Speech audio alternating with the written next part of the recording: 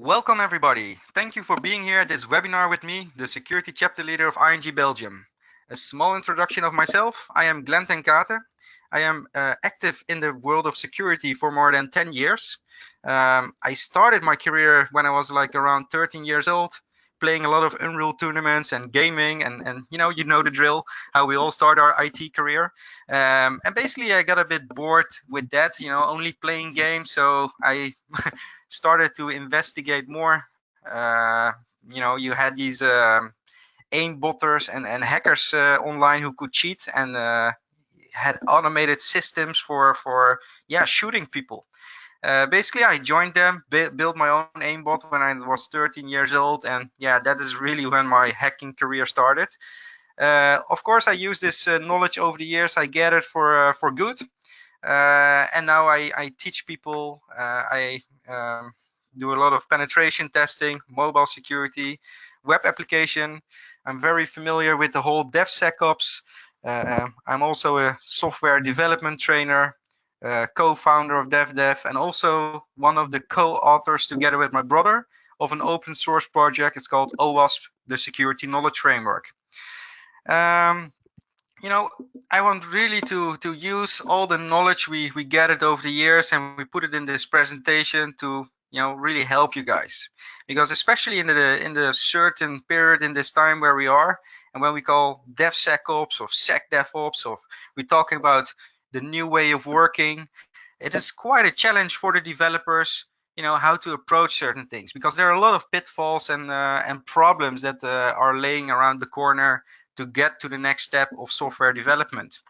So I want to go into the depth, and I want to ask you guys, when we talk about DevOps, we talk about being agile, being quick, that you have velocity, that the developer have more responsibilities. It's not only developing, but it's also knowing the whole stack and how to configure it, and patch management, and so the developer still gets more and more responsibilities, so he's able to be released faster.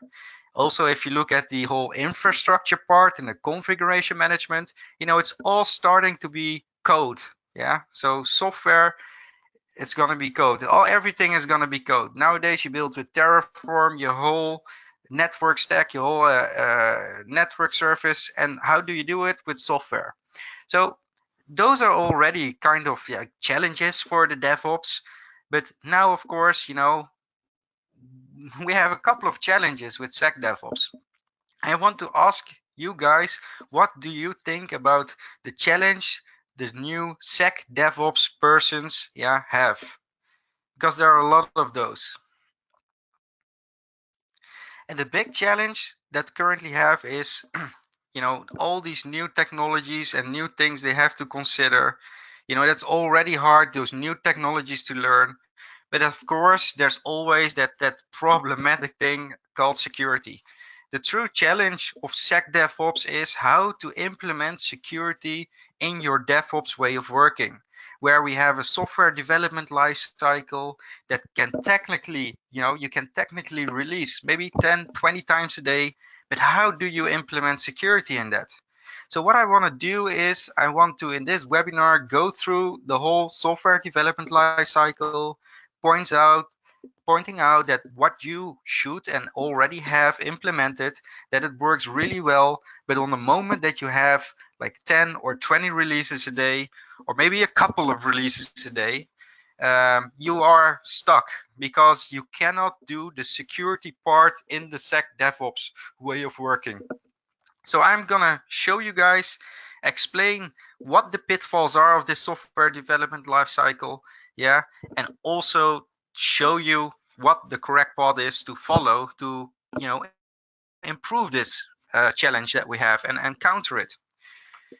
So when we talk about secure software development lifecycle, we start first with the basics, where it all starts, the requirements. And of course, I'm a security guy, so I will focus very much on the security part of the software development lifecycle.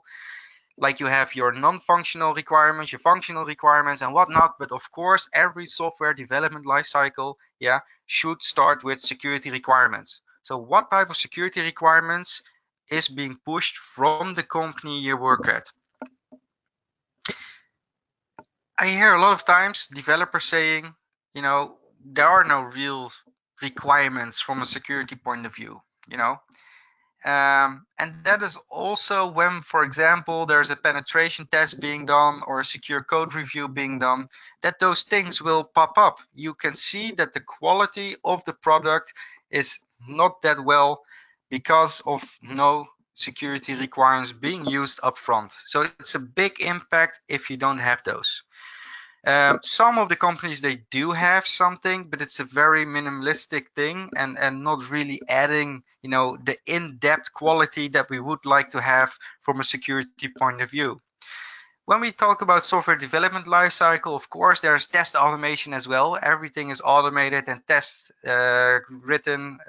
codes written for it, specifically for the code quality of the project. So think about unit testing, think about the code quality of the commits. So how complex is the code? Is there any dead end code? Yeah, stuff like that. So that also adds to the whole quality and is normally also integrated in the whole software development lifecycle. And of course, we have the phase where we have the security test automation. So if you have your security requirements check, you used that standard, you implemented those requirements, so you're all good. Then you have your test automation for the code quality. So duplication, dead end code, complex code, all that stuff. It's in there. The unit testing, the end-to-end testing, the functional testing, you have all that done. Then it's the time that you would do the security test automation. And what we normally do, we have like, the static analytic security tooling and the dynamic security tooling that we will use. And of course, the final step is the manual verification, especially when you talk about critical applications, that a penetration tester will go through the application and will do a penetration test to see if he can find any vulnerabilities. Because you can all have those nice security requirements, your test automation and whatnot, but still on the implementation fault, in the implementation there can still be a lot of room to still create vulnerabilities in our applications. So for critical stuff, the manual verification is of course a very important step. Let's zoom a bit more in on the type of tooling that we have from a security point of view. Here we have a couple of vendors, it's open source vendors, it's commercial vendors, it doesn't really matter. There are just different type of tooling that will look at the static code of the application. So what it basically does with different type of techniques, it will look at the source code of your application and will find possible vulnerabilities in that source code. Very useful because some of the vulnerabilities you can only find when you are looking at the source code. That's why we have a static analyzing security tooling and a dynamic version. So here we have also a mixture where they really look at the source code and check the different methods that are being used, and if dangerous user input is put in those methods, that can then trigger and result into security vulnerabilities. But you also have tooling like the dependency checker that just checks the libraries that you're using and if that version of that library you're using has a known vulnerability. So very easy to use. It gives a quick result to you, and that's really nice. But for example, the other tooling, they really scan the code for dangerous methods that use user input that was straight away dumped into this dangerous method. So with this static analyzing security tooling approach, we can already find in an automatically way security vulnerabilities in our product using our software development lifecycle process. Like I mentioned, we have also the dynamic version. So what does that mean? That means the dynamic version that the application is in a running state. And in this running state, we can see how it actually behaves. And this is really important because here we can find different type of vulnerabilities that we couldn't find with the source and the secure code review. So when only looking at the source code of the application. Here again, we have a mixture of open source tooling and commercial tooling that all can do this type of dynamic security scanning of your application. Of course, there's a sort of overlap, and that's all good. Between the two, there will be findings from one um, tool and then the other tool that have the same finding, but still there's a huge delta, I would say, between those. That with this one, the dynamic, you will also find different type of vulnerabilities than with this static code analyzing tooling. And now it's really important. I have a question for you guys. So I just explained very briefly like the two benefits and the type of security tooling that you want in your secure software development lifecycle. But let's say you use different type of SAS tooling, yeah, static. You use different type of dynamic security tooling. What will exactly be covered? And what I mean with that, so let's say in a percentage, how many vulnerabilities, if 100% is finding all the vulnerabilities, how much percentage will be covered if I use different type of SAS tooling, different type of DOS tooling in my software development lifecycle?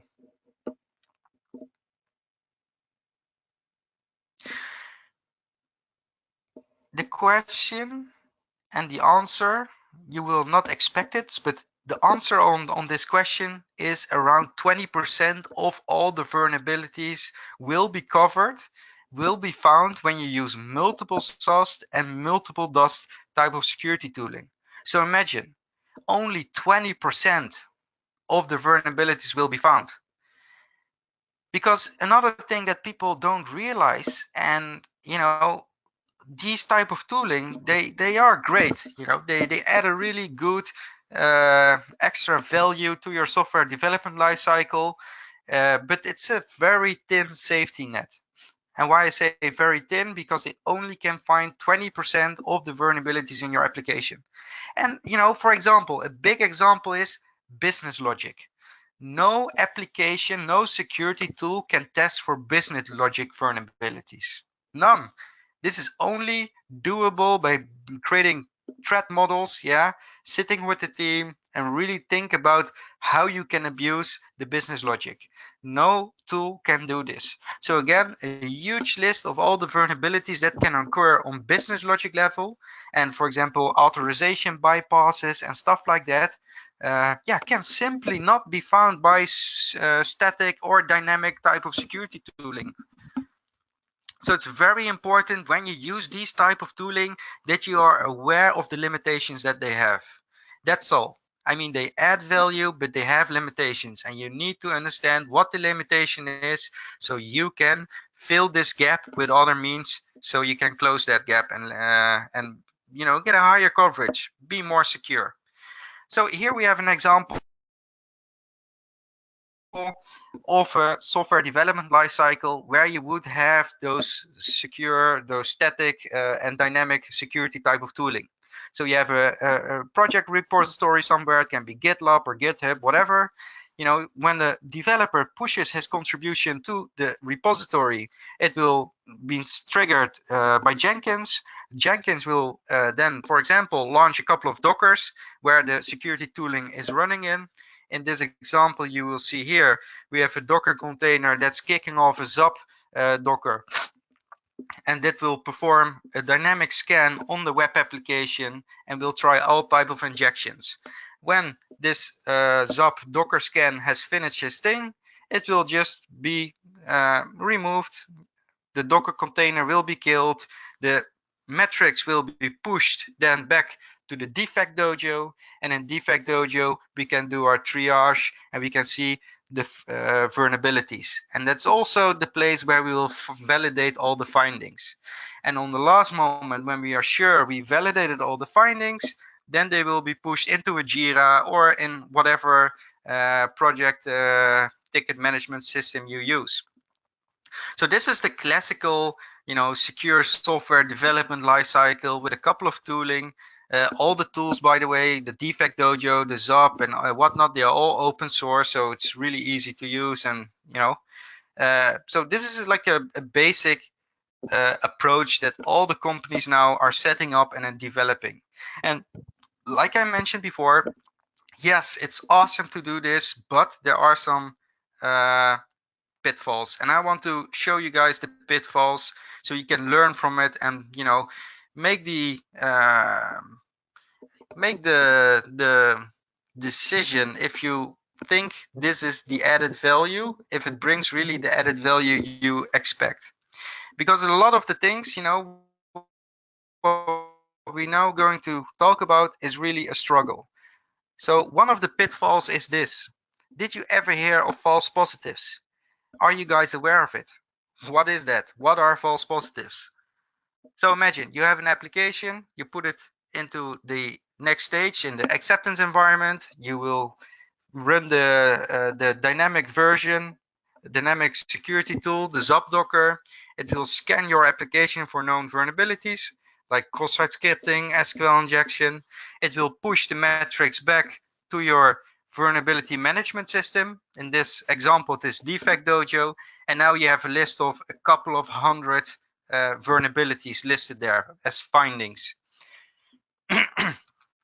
So now you, as a developer, have to go through all those findings and to determine if it was a true positive. So the tool has said this is a finding and it's indeed a correct finding, it's a valid finding, or to research and check if it's a false positive.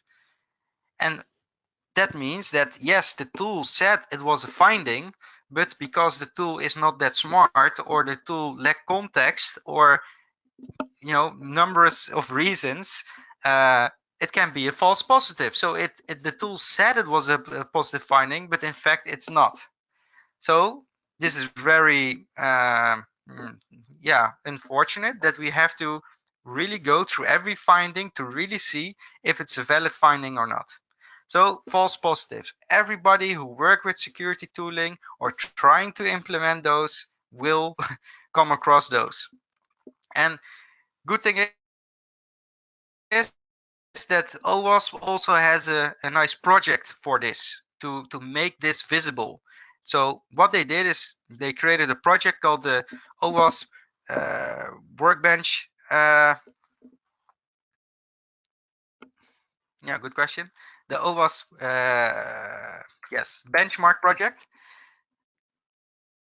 So good thing is Owasp created a project. It's called the Owasp. So good thing is OWASP, they created a project for this. It's the benchmark project. And in here they test and create a fair approach on how to interpret the results and the quality of the security tooling. So you have the dynamic tooling, the static tooling, and how well do they score. And they do that based on the amount of false positive rates and the amount of true positive rates. And as you can see, if the number on the right is really at 80% false positive rate, then it's basically worse than random. Or in the right top corner, it's reporting everything is vulnerable. So you can ask yourself if this tool is really adding value for me. Here we have the results of a couple of projects. So again, non-commercial projects and commercial projects. And as you can see that some of those tooling, they are really high in the amount of false positives. The rate of false positives is so high that it's technically worse than guessing. And why is it so important? Why am I stressing out about this? Because if you have your software development life cycle, yeah, and you put these type of security tooling in there, it's really awesome. Like I said, it will add a lot of value, but you need to be aware that it will also bring still a lot of work. And what do I mean with that? Because you still have to go through every finding that tool will generate. And for every time you run it, you have to go through the whole list again. So it will bring a lot of work and extra, teams and stress on the teams to able to go through it. So yes, you can kick it off automatically in your pipeline, but somebody still has to check the results. The problem is also when you kick it off and you bring do it once and you have a couple of false positives in it, and you run the scan again on the next sprint, on the next iteration of your project, there's a high chance that those type of false positives will pop up again. So basically what you also need to have in your secure software development lifecycle is a vulnerability management system. So in here I have the example of this vulnerability management system. It's called Defect Dojo. It's an open source project, again from Owasp. And here you can do this. You can correlate and store all the findings that were being done when you kick off security scans. So let's say you scan your application. There's a number of vulnerabilities coming out of it. You can go through those vulnerabilities, like you can see here. Here the scanner has found 3 vulnerabilities. And what you now can do in this vulnerability management system, you can say, I checked this version, I checked this vulnerability, and indeed it seems that it's a true positive finding. So you can mark it as, okay, this is something as a real finding. I need to put this in my backlog to be able to fix it and improve it because there's a security issue. But some of those can also be false positives. So when you research every finding that the tool has came up with, you will check if it's a real finding, a true positive, or a false positive. And what is also the really added value of this type of vulnerability management system, that you can mark the findings that were a false positive.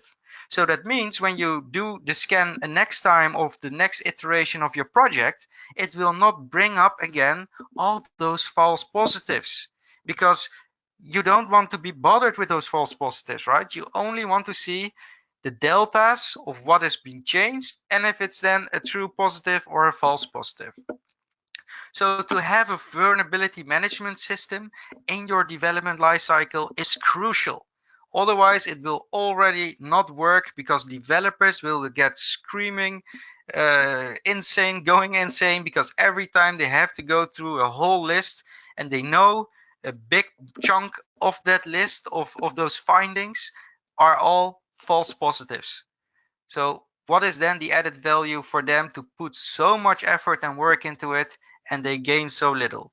So to stress out, you need a vulnerability management system when you integrate security tooling in your software development lifecycle. As I mentioned, you can nicely verify, do your research, and to see if it's indeed a true positive, like a true finding you need to do something with and solve it, or that's a false positive. And as you can see, in this case, the defect dojo gives a nice overview of what the impact is, what the description is of the vulnerability that has been found. So you can do already a proper analysis. But now we talked a bit about all the security tooling and the automated ways that we can do. But again, somebody, in this case the developer, has to look at it, has to interpret the results and to say, okay, is this a false positive or not? And now, like I mentioned in before, you know I truly believe that the only person, who can solve the security issues are the developer. I truly believe the developer as a neo. I hope, as a IT people, that you all watch The Matrix, right? And in The Matrix, you had Neo, and Neo was the key figure. He was the one who could save the world. He was the one who could, make it all better. And when I look at developers, I see there a Neo. I see a person who is really skilled with huge potential. And developers, this part is really for you guys. This is how you can make the change, that needs to be happening in the software development world. Because every time, I do a penetration test, I see the same stuff over and over again. That's why there's also the Owasp top 10. And as you guys know, the Owasp top 10 barely changes over the past 10 years. And why is that? Because there are so many mistakes with so many the same mistakes. and there's nowhere really the right information for the developers to really help them and guide them. So there's a lot of deja vu moments when I did security testing on applications. And what we then see is also that the developers, they really try their best to protect their application against hackers, but the reality is that they're really barely hanging on. They're barely hanging on. They are dodging bullets, but they forget they are Neo. They shouldn't dodge bullets. They have the potential to stop bullets and not to dodge. But reality is they are barely hanging on this moment. And you know, my message to you guys is, please, there is an option. There's always an option. You just need to follow the white rabbit. We will show you ways how to learn, how to improve. There are so many resources out there, yeah, that can help you. Making sure that you can defend yourself. But it all starts with you as a developer taking a choice. Are you going to take the blue pill, or are you going to take the red pill and see how deep the rabbit hole goes?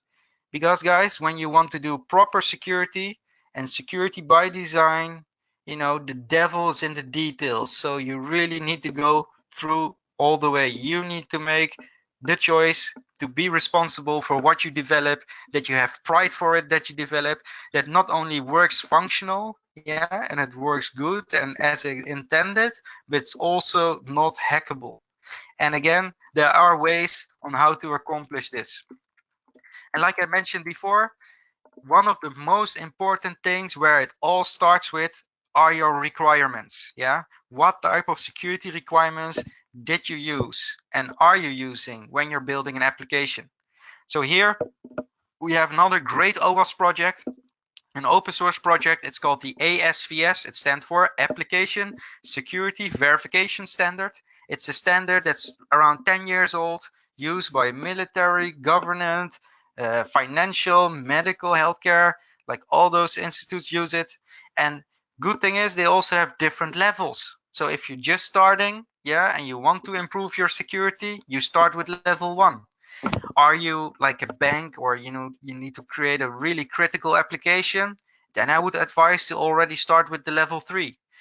But here you already have the right set of security requirements for you to use, yeah, and be aware of what you need to do and implement to build a secure application. So, and the next step you can do as a developer is, for example, using the security knowledge framework. It's again an open source project ready for use, for you to use in your guide to secure programming. And again, it's about building an application secure by design because you have the right set of security requirements up front. There's awareness with you as a developer, what you have to take into consideration when you're building certain type of applications or functionality. And the cool thing about this, it's all open source and it's clear and transparent. You can see exactly or modify or change it to the needs that you want to. So it's really an added value on how to build applications by design secure. And the whole idea is of the security knowledge framework, the security controls and the requirements and stuff like that you as a Neo, yeah, as a developer, you can see there are no surprises anymore. You know exactly where those agents are. So I talk a bit about the SKF project. Like I mentioned, it's an OWASP project, and I want to do a quick demonstration of the security knowledge framework to show you guys how it can benefit you in your day-to-day development process. Um, Here I just log into the application. I'm running it in a Docker at the moment in my laptop. You can also install it on premise or whatever suits you. As you can see here, this is the landing page of the security knowledge framework, and it can help you developers in a couple of different ways. So basically, it's a central place where all information about security is correlated and stored in one place. So we talked about the ASVS, the Application Security Verification Standard. It's being used as a security control. And here we have the different ones. You also have for mobile, but for this I will just show you for the web application. And as you can see, the security controls are built up using different categories. So you have architecture, cat modeling, and with that there's a security control. For example, the first one, verify that all application components are identified and are known to be needed. You can also click on it. It will give you a bit more insight about what the exact problem is and also the solution for the developer to approach this. We have security controls in the ASVS for the authentication. You have security controls for session management, access control, input handling, cryptography address, error handling, data protection, communication, HTTP security. Well, as you can see, a lot of the things are in there, even items related to business logic. This is just the level 1. Of course, we also have the level 3. Remember when I said when you're really building critical applications, let's say banking applications, well, then you want to go for the level 3. And the level 3 consists of around 170 different type of security controls. And you can use this checklist in the security knowledge framework just to have an idea and to help yourself again what type of things you need to implement and take care of when you're building an application. So if you change something about authentication, you can have a look and a glance here if you indeed thought and are aware of all the possible things you should have done when building a critical application. So this is nice as a guidance to look some information up, like what type of security controls you should implement. Then one of the other core functionalities of SKF is that you have a knowledge base section. So in here you have a huge database of known attack vectors or possible things that can go wrong or you have to do. So personal identifiable information protection. So use SSL and TLS and store sensitive information encrypted. XML attacks, what it is. And again, the solution. So here we say also have a look at those type of knowledge base items because it's way more than only this knowledge base. Because as you can see, we have a couple of different type of XML injections that can occur. Again, a super detailed and list that if you have a type of vulnerability, you want to know more information and also the approach you should take as a developer, then you can look it up into the knowledge base. Like I mentioned a couple of times, the devil is really in the details. So we also have for different code languages, like around 40 written code examples, where we really want to show you, the developer, how to approach it on a program level. Really detailed with a lot of documentation and commenting, as you can see, why we do a certain thing, why we would do it, why we don't do it. Really to give you the information and details that you need. So here, how you successfully generate a secure random cross-site request forgery token, and why we do certain things, that you need to load the invalid token, you destroy and start the session correctly, you die the whole session if the token is not valid. Again, really detailed information how to approach it. We also have different languages, so we have Java code examples, we have .NET, we have Python, we have Flask. Again, for the developer to have a look if you need some guidance on programming level, how to approach a certain type of like input validation control or file upload functionality. So we try to put as much as possible the known functionality you need as a developer as a code example in the security knowledge framework. So you have the checklist for your nice reference, and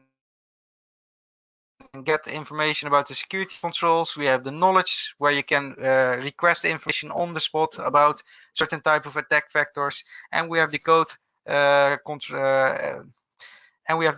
where you can look in a detailed way how to implement certain type of security controls or build secure functionality. The last step is that we can also use the security knowledge framework. You guys can use it to really get the right awareness before you start writing applications. So it's an awareness tool. You simply just say what type of level you want to have the security controls for, and you can create your project that you want to start building. So let's say we're building a new project. We give here the project name, amazing new project.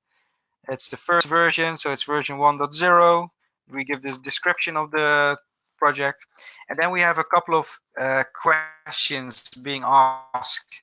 So based on these questions, we will filter the right security controls from the ASVS, because no developer wants to go through the whole 170 different type of security controls. So with this project and with this flow I'm just showing you, we will filter down to the exact security controls you need to be aware of when you're building a new application or adding features to your application. So based, if you say yes or no, it will add or remove security controls from the ASVS. So here we have a sprint. Well, this is the first sprint. We're gonna add the basic stuff to this sprint for our new project. And here again, we have a couple of questions. And based on the questions that we have here, if we say yes or we say no, it will include or exclude certain security controls from the ASVS. So for now, we just say no. We save it. And now the security knowledge framework is gathering all the required security controls you need to implement and take care of when you're building a new application. So we have now 59 open items that we need to review and do something with. So all these items you need to implement and build into your application or do to make sure it's really secure. So before you starting writing code, you already have now the right set of security controls that you need to implement. You can click on it. So here it says this control verify that all application components are identified and known to be needed.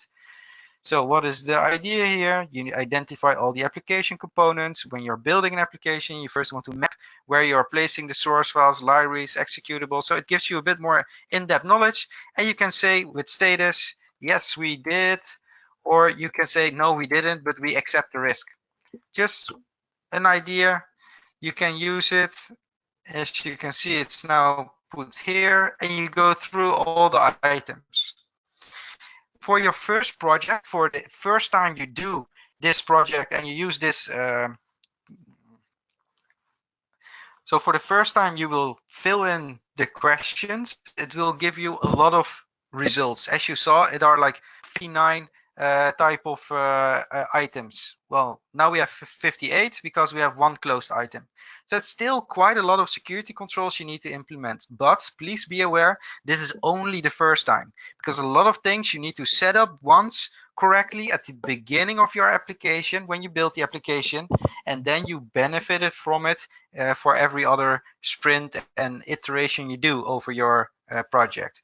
So if you now would say, let's say we created our first sprint, we did all the security controls, we released our project into production. Now we're in the next sprint, we want to add new functionality to it. So we say sprint 2, add, I don't know, upload picture of user account. Yeah, that is the new feature we're gonna release in this sprint. Then we answer a couple of questions. And for this one, we say we implemented what you see is what you get editor. We say yes. All the other things we didn't do, we only did that. So we save. And now again, from all the 170 security controls, only the right ones that you need to be aware of are now selected for you. And as you can see, now you only have 8 security controls. And why 8? Because some of the security controls, they will always come back. For every release you do, you have to verify it. So for example, one of those items is verify there are no default passwords in use for the application framework or any other components used by the application. So this is an item that will always come back, just like a couple of others, like the verified that the runtime environment is not susceptible to buffer overflows. So you still have a couple of security controls, but again, some come always back because they're really important for every release. But as you see, now you are aware upfront what the security controls are, and you are aware when you're now building the code and the feature in your application that you will build it already from the start secure by design. So the security knowledge framework is an Owasp project. It's free to use. You can use it extensively, like I showed you. You can only use the checklist if you want, or the knowledge base, or the code examples. It's all up to you how to utilize it. You can go full, or you can just use a tiny part of it. But it's there. It's there for you guys to use and to help to build secure applications by design. And why is it so important? Why am I telling this? Because you now have the skills and the insight, the awareness. You now have a truly effective means to build secure applications. Because remember when I started the whole webinar with the question I gave to you, how do we solve the problem we have with SecDevOps? How can you still be secure and building secure applications when you are releasing 10 or 20 times a day? Because the problem is also, like I mentioned in the talk, with all the tools, that they only have a small percentage of coverage. Yeah. The other problem is that it takes very long time for them to run and to produce output. When they do produce output, you still need to go manually through it, yeah, and verify if it's a false positive or true positive. And again, it's all good, it's all fine, it adds value, so you should definitely do it. But to close that gap, yeah, from 20% coverage to, let's say, 99% coverage, it is you, the developer, the most awesome person, yeah, who can fix that issue by having the right security awareness, having the right security maturity level, yeah, becoming from a starting Neo who needed to dodge bullets to now to Neo who can fight against the agents and be awesome and change the world. Yeah, you guys have now the skills.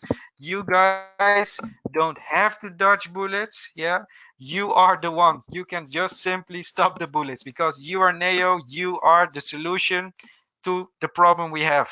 To become truly effective in SecDevOps and how to implement your security in that is by becoming the one.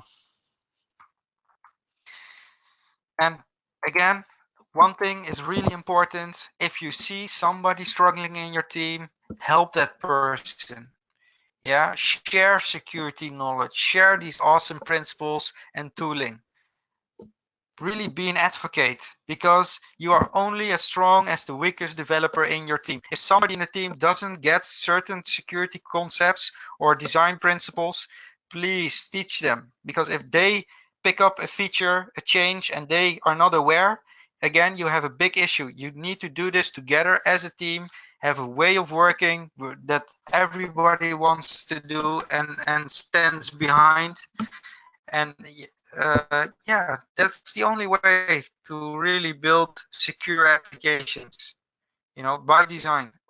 So help each other, share the knowledge you have, and make sure you all become awesome Neos who are gonna save the world and be truly the only solution for the challenges that are ahead of us.